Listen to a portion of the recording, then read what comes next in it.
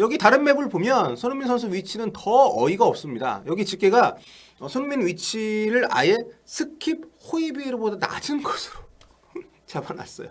이 정도면 이건 메잘라도 아니고 수비형 미드필더 아닙니까?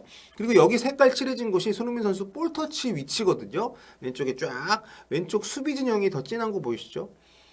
이게 손흥민이야, 페리시치야. 참 이게 어떻게 지난 시즌 득점왕의 평균 위치입니까? 이래놓고 무슨 최저 평점을 줘? 이런데 골을 못 넣는 뭐 이런 말이 왜 나옵니까? 안녕하세요, 볼리TV 성욱입니다. 감독이 바뀌었지만 토트넘 축구는 여전합니다. 강등권인 18위 팀 에버튼과의 경기 원정이었다고는 합니다만 못 이길 이유를 찾는 게 더 힘든 시합이었습니다. 토트넘은 에버튼 상대로 최근 12경기에서 1패밖에 없었고요. 최근 3경기에서는 아예 실점도 하지 않았던 그런 팀입니다. 에버튼이 최근에 션다이치 감독 오고 나서 그래도 조금 달라졌다고는 합니다만 이탈자들도 좀 있고 경기력이 사실 좀 그렇게 좋지 않은 상태였거든요. 게다가 이날 에버튼이 후반 13분에 핵심 미드필더죠. 두크레가 해리케인 얼굴 가격하면서 퇴장을 당했기 때문에 수적인 우세까지 있었단 말이에요. 그런데 후반 23분에 해리케인이 PK 넣고 1대0으로 앞서간 뒤에 오히려 라인을 내리면서 점유율이 더 밀리기 시작했습니다. 이게 이날 양팀 패싱 네트워크 맵이거든요. 뭐 설명 뒤에 더 드리겠습니다만 양팀 높이 보십시오. 경기 끝나고 나서 스텔린지 감독이 자기 뭐 안 내렸다고 얘기하는데 좀 딱 보이지 않습니까? 통계로? 보다 공격적으로 올라선 것은 오히려 에버튼이었던 게 눈에 띕니다. 높이 비교. 자, 어이없는 경기 운영, 또 답답한 선수 교체가 이어지다가 막판에 동점골 먹고 비겨버렸어요. 진짜 콘테 떠났다고 뭐가 바뀐 거냐? 뭐 이런 말 나올 수밖에 없는 한심한 경기였습니다. 특히 손흥민 선수 활용. 진짜 누가 콘테 서커지 출신 아니랄까봐 스탈리니 감독 대행 앞이 깜깜합니다. 오죽하면 토트넘 팬 계정에서 이런 글까지 올리겠습니까? 손흥민은 이 시스템보다 훨씬 더 가치가 있는 선수라고. 여러분 이거 한국 사람들만 손흥민 중심으로 봐가지고 그렇다 이렇게 생각하시는 분들이 있는데 아닙니다. 이 친구도 그러잖아요. 그러니까 페리시치가 한참 올라가 있고 손흥민이 완전 메잘라가 되어 있는 이런 움직임을 보면서 이건 아니다. 이런 시스템을 고집하는 것보다는 손흥민을 더 가치 있게 쓰는 게 필요하다. 뭐 이런 얘기인데 손흥민은 그럴 대접을 받을 만한 자격이 있다. 이런 얘기인데 한마디로 스텔리니 감독 콘테와 다름없는 콘텔린이다. 콘테 아바타다. 이런 생각이 들 수밖에 없는 그런 경기 운영이었습니다. 보시다시피 페리시치가 이날 그 히트맵 다양하게 있습니다. 근데 보시면은 페리시치 위치가 더 올라가면 올라갔지.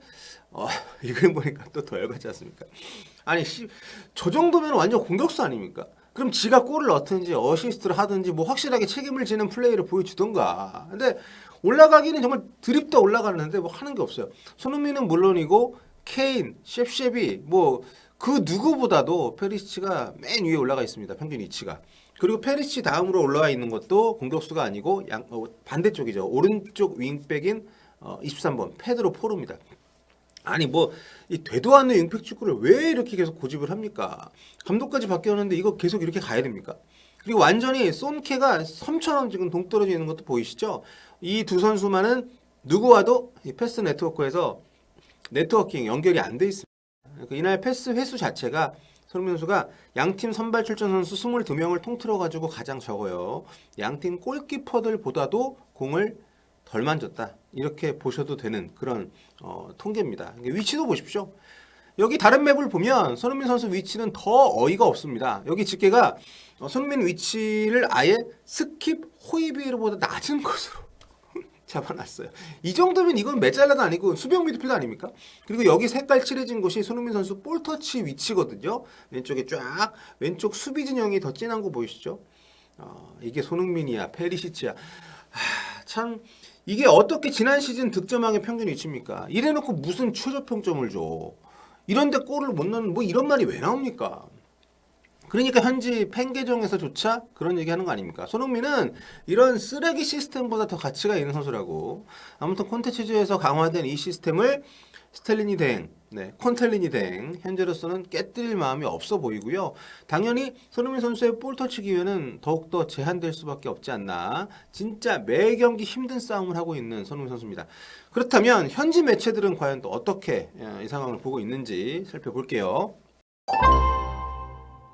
네, 오늘은 4개 매체, 구영민, 풋볼런던, 이브닝 스탠다드, 그리고 스카이 스포츠까지 평점을 한번 짓게 해봤는데 최저 평점, 뭐 교체로 나왔던 뭐라는 이제 가장 안 좋은 영향을 미치긴 했지만 어쨌든 교체 선수니까 선발 중에서는 손흥민 선수가 최저 평점입니다. 네, 4점 준 매체가 하나 있고요. 골드 기자. 나머지 3개 매체는 5점씩을 줬는데 최고 평점은 해리 케인입니다. 야, 근데 이거는 뒤에 제가 또 말씀드리겠습니다만 케인이 어쨌든 골을 넣었지만 페널티킥 골이었고 이날 경기에서 케인이 그렇게 영향력이 크지 않았다고 저는 봤는데 현지 기자들은 저하고 좀 보는 시선이 달랐던 것 같습니다. 먼저 이브닝 스탠다드 보겠습니다. 댄 킬패트릭 기자고요. 근데 보면 아니 제목에까지 넣을 정도로 손흥민 선수가 무슨 이 경기에 무슨 키를 줄 만한 상황이 있었습니까? 손흥민 선수 점수는 5점을 줬는데 기사 제목 자체에 손흥민이 엉성했다고 모라는 팀에 피해를 끼쳤다.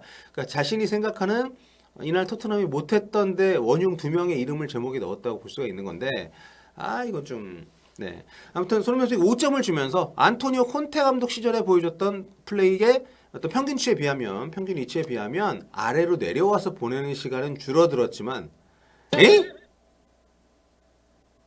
뭐라고? 자, 아무튼 여전히 망설였고 공을 갖고 있을 때는 엉성했다. 팀 내 최저점을 줬는데 야 이거는 좀 억지 아닙니까? 콘테 시절보다 위치가 아래가 아니라고? Spent less time dropping deep. 그러니까 딥한 곳으로 내려와서 과거보다 덜 시간을 보냈다는 뜻이니까 아니 앞에 제가 맵 다 보여드렸잖아요. 아니 그거 명백하게 통계가 나와 있는데 진짜 이 친구 좀 심한 것 같습니다. 그렇죠? 예. 어떻게 아니 뭐 점수를 주는 거야 평가하는 거는 뭐 주관적이니까 얼마든지 뭐 그럴 수 있다라고 할 수 있는데 손흥민이 콘테 감독 시절보다 더 덜 내려왔다고 그러니까 거꾸로 얘기하면 더 높은 위치에서 플레이를 했다 이런 얘기인데 이거는 좀 아니지 않습니까? 근데 이렇게 하고서 페리시치한테는 또 어떤 평가인지 아세요? 7점 줬고요. 전반전에 케인과 포로에게 위협적인 크로스를 올려줬지만 공수에 걸쳐 스피드가 좀 부족해 보이는 때가 있었다고. 뭐 네. 평가를 애매한데 점수는 7점을 줬습니다. 희한하네. 그리고 또 아니 이 경기를 보고 케인한테 8점을 준다고? 케인한테 8점 주면서 국대 동료 골키퍼인 픽포드를 상대로 페널티킥을 실축하지 않았다. 마이클 킨이 골라인에서 걷어냈던 슈팅 불운하긴 했지만 페리치 크로스를 헤더로 연결했을 때는 골을 터트렸어야만 했다. 평가는 애매한데 점수는 무려 8점을 줬네. 아니 이 경기에서 토트넘이 8점 받은 선수가 있었습니까? 그리고 특히 해리 케인이 골을 넣었지만 사실 많이 봉쇄가 돼 있었잖아요. 그러면서 또 클루셉스키한테도 7점 꽤 높은 점수를 줬습니다. 영리한 터치와 스피드 변속, 오른쪽에서 포로와의 효과적인 연계 플레이로 가득한 경기였다. 네, 그리고 루카스 모라에게 3점을 줬습니다. 마이클 킨에게 경솔하게 달려 이날 에버튼 센터백 마이클 킨이 정말 경기의 어떤 게임 체인저였어요. 모라를 퇴장을 시켰고 또 아주 정말 극적인 이거 정말 이달의 골에 선정이 될 정도의 멋진 중거리 슈팅으로 골을 또 만들어냈기 때문에 아무튼 마이클 킨에게 경솔하게 달려들어서 다이렉트 퇴장을 당한 거 마땅한 처사였다. 팀에 큰 해를 끼쳤다. 모라는 경기 끝나고 나서 인스타 스토리로 장문의 사과문을 올렸습니다. 네, 살다 보면 좋은 날도 나쁜 날도 있는 법인데 오늘은 저에게 굉장히 나쁜 하루였습니다. 실수를 인정한다면서 앞으로 팀을 떠날 때까지 계속 열심히 뛰겠다고 다짐까지 남겼는데 또 모라가 이제 3경기 못 나올 거라고 합니다. 징계로. 안 그래도 부상자가 많은 토트넘인데 답답한 일들이 계속 이어지고 있습니다. 다음 풋볼런더 보겠습니다. 손흥민에게 4점을 줬고요. 대한민국 선수에게 또다시 빡빡한 밤이었다. 팀 공격에서 귀여운 바가 있었는지를 기억해내는 게 힘든 시합이다. 이반 페리시치도 똑같이 4점입니다. 몇 차례 위협적인 얼리 크로스를 에버턴 박스 안쪽에 올리긴 했지만 대부분 별다른 임팩트는 없었다.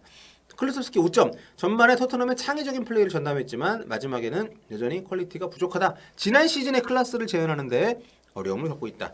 호이비엘에게 4점. 이거는 되게 공감합니다. 이날 에버튼 상대로 중원이 밀렸단 말이에요. 토트넘이. 상대가 10명으로 줄어든 이후에도 별다른 해법을 못 찾았고 호이비에르가 이날 좀 어수선했습니다. 예. 토트넘이 후방에서 짧은 패스로 빌드업하는 과정에 호이비에르가 서둘러 패스 처리하는 장면들이 있었다. 경기에 임팩트를 주지 못했고 급하게 처리한 패스들이 코칭 스태프들을 당황하게 만들었다. 자, 포로에게도 4점. 낮게 올린 얼리 크로스 하나를 빼면 경기 대부분을 수비하는 데 쓰면서 고전했다고. 위치는 굉장히 높았는데 그거에 비해서는 공격에 실익이 없었던 포로입니다. 자, 마지막으로 구영민 볼게요. 자, 손흥민에게 5점을 줬습니다. 팀에 도움이 되려고 했었지만 좀처럼 골을 넣을 것처럼 보이지 않는 경기였다.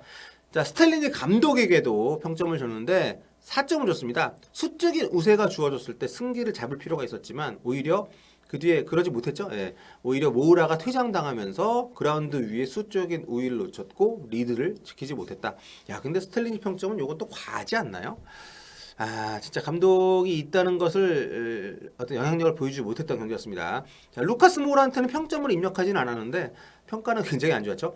교체 투입, 킨에게 끔찍한 태클, 퇴장.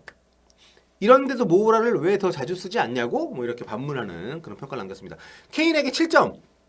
페널티킥 상황에서 침착했고 원정팀에 승점을 안겼다. 다이어에게 5점.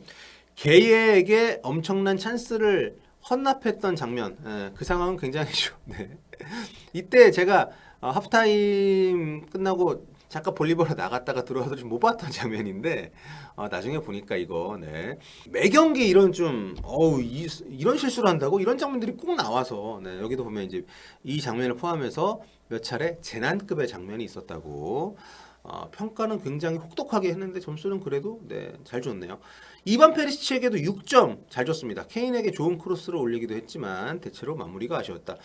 그러니까 페리시치가 열심히 하고 참 많이 뛰죠. 비중도 팀 내에서 높고. 근데 그만큼 배려를 해주기 때문에 그런 거지 팀 전술이. 사실상 경기 플레이에 있어가지고는 영향력이 별로 없었음에도 불구하고 대체로 평가들이 좀 좋은 것은 좀 눈에 띄네요. 그리고 확실히 케인에 대해서는 현지 매체들이 좀 우쭈쭈 평점이 항상 1점씩 들어가는 것이 아닌가. 물론 좋은 선수, 잘하는 선수지만 오늘같이 부진한 경기에서도 이렇게 점수를 올려치게 하는 것은 좀 네, 좀 세밀하네요. 네. 자, 에버튼 원정 가서 1대1로 비겼습니다. 손흥민 선수 경기력이 살아나지 않고 있는 것도 분명합니다. 몸 상태는 나쁘지 않다는 것을 계속 확인을 하고 있지만 이런 전술에서 할 수 있는 것은 많지 않기 때문에 앞으로도 스텔링이 대행 취재가 계속 간다면은 깝깝한 미래가 다가오지 않을까 걱정이 되네요. 자, 오늘 여기까지 하고요. 다음 시간에 뵙도록 하겠습니다.